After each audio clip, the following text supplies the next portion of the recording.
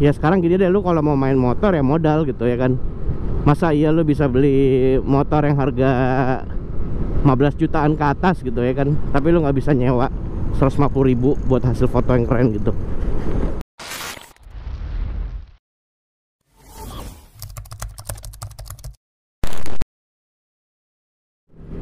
Ya, halo, selamat pagi, selamat siang, selamat sore, anjay. Balik lagi ke channel gue, Mr. November. Ya, gue hari ini lagi di daerah Ciater BSD. Gue hari ini lagi mau steam motor, karena motor gue udah parah kotornya nih. Nah, jadi gue sekalian sekalian gue mau nyuci motor. Gue mau ngebahas sedikit topik deh mengenai Sunmori itu udah jadi ladang uang sekarang.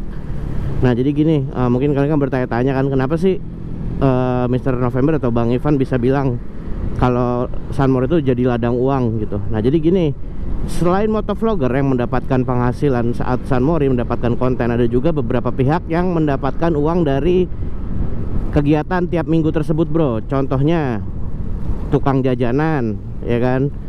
Tukang jajanan, selain tukang jajanan juga ada fotografer. Nah jadi banyak juga sih, ada beberapa pihak lain ya, kayak misalnya apalagi ya yang Sunmori gitu, security juga jadi jadi double job.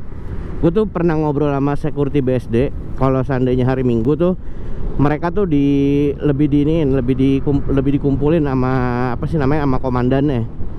Jadi misalnya seminggu dia masuknya 5 hari, jadi bisa 6 hari gitu, bro, dengan adanya Sunmori. Dan itu pun mereka dapat uang lembur gitu. Jadi kan udah menjadi suatu ladang pekerjaan yang baru kan. Dan lemburannya tuh katanya lumayan gitu. Mereka tuh senang karena Sunmori itu kan ramainya kan, trafficnya dari jam 7 sampai jam 12. Nah tapi mereka disewanya sama komandannya atau sama instansinya seharian gitu. Jadi full time jatuhnya. Nah mereka tuh senang walaupun jadi liburnya cuma seminggu sekali gitu, tapi lemburannya gede. Nah tapi kalau seandainya mereka nggak bisa menjaga ketertiban, itu tuh langsung kena damprat dari bosnya, bro. Nah bosnya atau komandannya itu kena damprat juga dari pihak orang-orang BSD. Nah kalau didamprat sama orang-orang di BSD itu susah, bro. Jadi gini, lu pada ngebut-ngebutan di jalan, itu tuh rumah-rumah pada perumahan elit, bro, atau rumah-rumah sultan gitu. Jadi mereka tuh punya power mau ngapain aja ya kan. Jadi tuh gue bukan bilang satu pihak apa gimana ya, jadi gimana ya, kasihan, bro, main gaplok-gaplok aja gitu.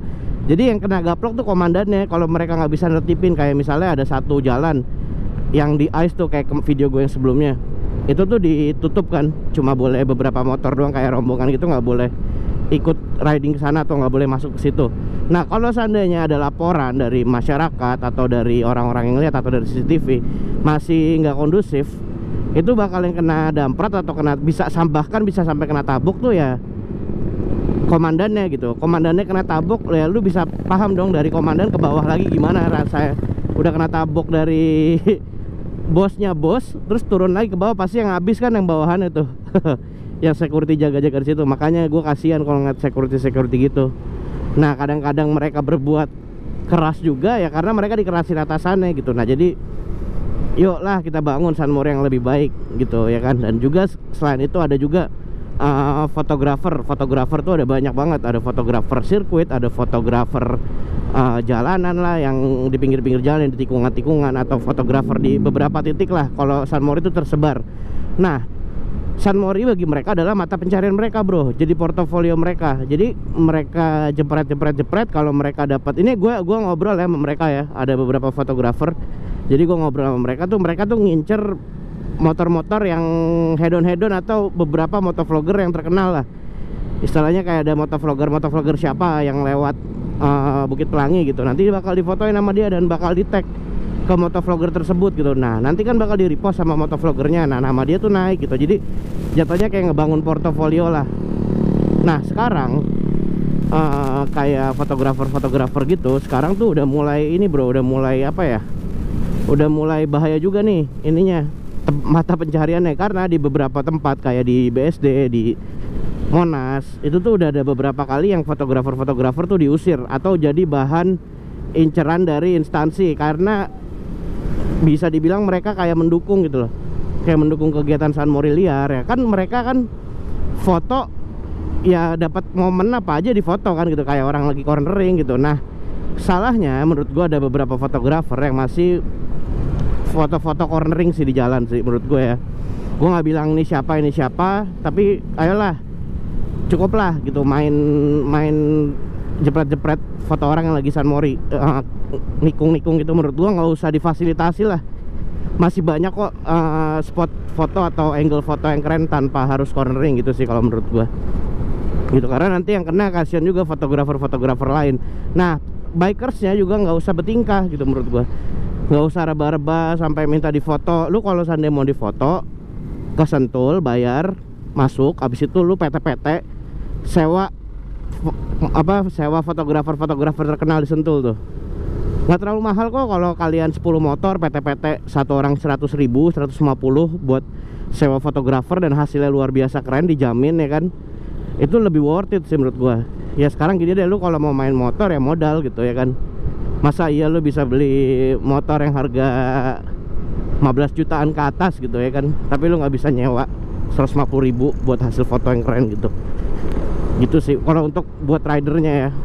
Kalau untuk buat si fotografernya ya udah gitu, gue udah komunikasi sama salah satu fotografer di Monas. Gue udah bilang, bro hasil karya lu tuh keren gitu, tapi gue nggak ngomelin dia atau gue cari masalah ya. Dia juga nangkepinnya enak gitu kan.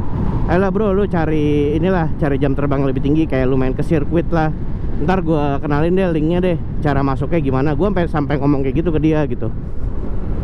Jadi gue pengen nge-support teman-teman yang fotografer. Ini kan kayak job baru bro di dunia San Morian, baru kayak 2 tahun terakhir lah mulai rame kan, mulai rame. Nah jadi menurut gue ini hal yang patut dijaga sih gitu. Gue sih udah kepikiran deh,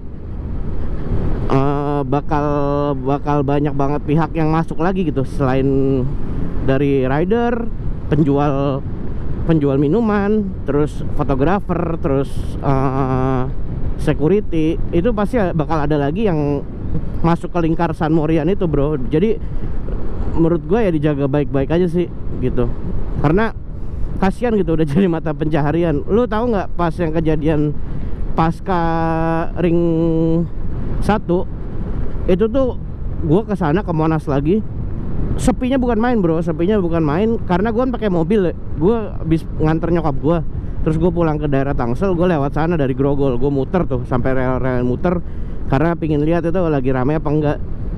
Dan itu sepi banget gitu. Gue akhirnya ngopi dulu, sebat dulu ya kan. Gue nanya tuh sama orang-orang di sana yang Starling, iya mas, orang-orang Jawa gitu kan, aku gak dapet uang lagi mas gara-gara ini mas.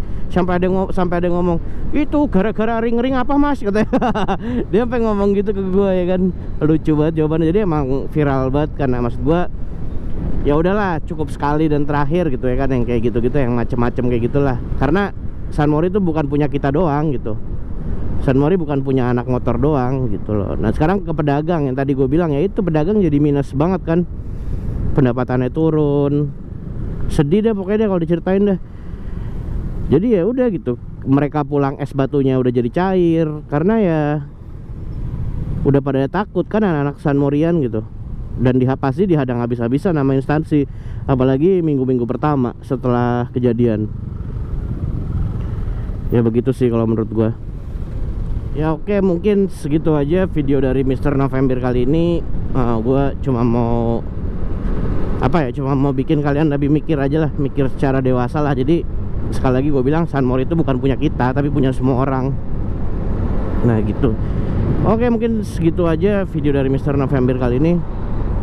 Seandainya gue ada kesalahan dalam penyampaian gue mohon maaf. Seperti biasa, gue cuma mau bilang, ambil baiknya, buang buruknya. Sampai ketemu lagi di video Mr. November selanjutnya. Dadah.